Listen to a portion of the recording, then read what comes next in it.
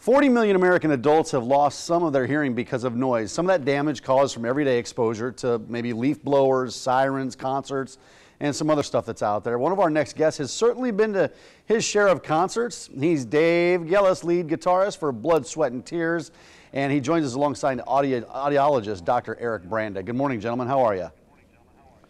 Good morning. Hi, Mike. You know, I'm a musician, so I've always worried, about that sustained noise volume. Dave, and how has hearing loss affected you, though?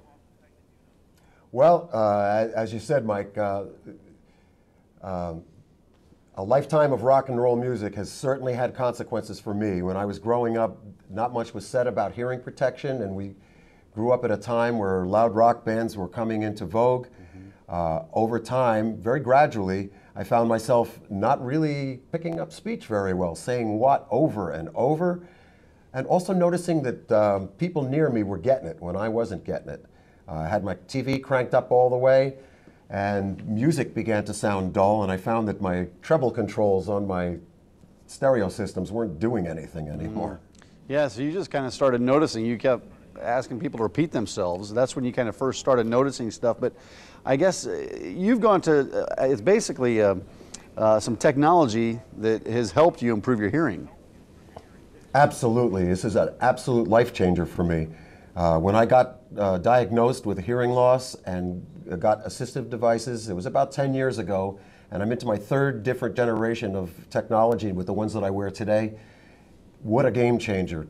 Can hear the television. Yeah. I am saying what far less. I've got environmental sounds back, things like running water and chirping birds. I had not heard those sounds in many, many years. Yeah, Dr. Dave, his was, hearing loss was from music. But what are some of the other factors that cause hearing loss? So there's several different things that can cause or contribute to hearing loss.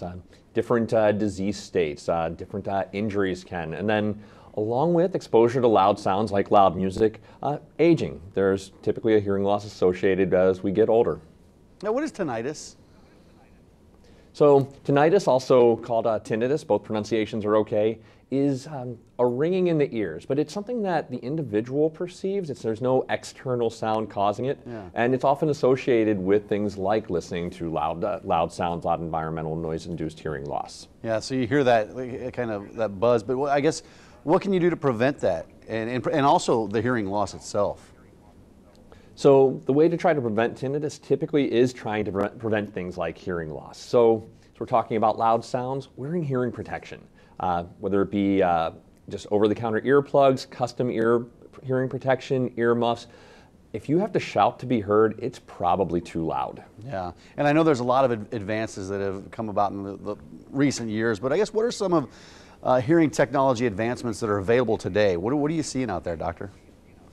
So what we're doing with the hearing technology today is really focusing on things like audibility and comfort in listening. So David mentioned noises, background noise, and we want to hear intelligibly in quiet, and we can actually have people hearing with the hearing technology better in background noise than someone with normal hearing. Yeah. And then we also look at things like miniaturization. Let's make them small, very discreet, very cosmetically appealing. We live in a rechargeable world, so it makes sense to have rechargeable hearing aids, so lithium-ion batteries for rechargeable technology. And then also connectivity. We can actually have signals streamed directly from an iPhone, so we have more connectivity and connection to your world. Yeah, Dave, I imagine if you recognize some of those signs and symptoms from earlier, you'd probably go about it differently. Do you have any advice that you'd like to give people dealing with maybe a newly diagnosed hearing loss? Sure. What I would say to somebody with a newly diagnosed hearing loss is don't ignore this. You can get big parts of your life back that you didn't realize had slipped away because it's such a gradual thing. Things that you've been missing for years, environmental sounds, the sound of music. You can be on top of your game professionally and socially in a way that you just can't when you've got this hearing impairment. And the new devices are amazing. They're tiny. There's no need to feel stigmatized about wearing them. Think of it as a pair of glasses. For me, it was an absolute life changer. Yeah, and that brings us back to Dr. Banda. Where can we go for our viewers if they want some more information about all the new technology out there?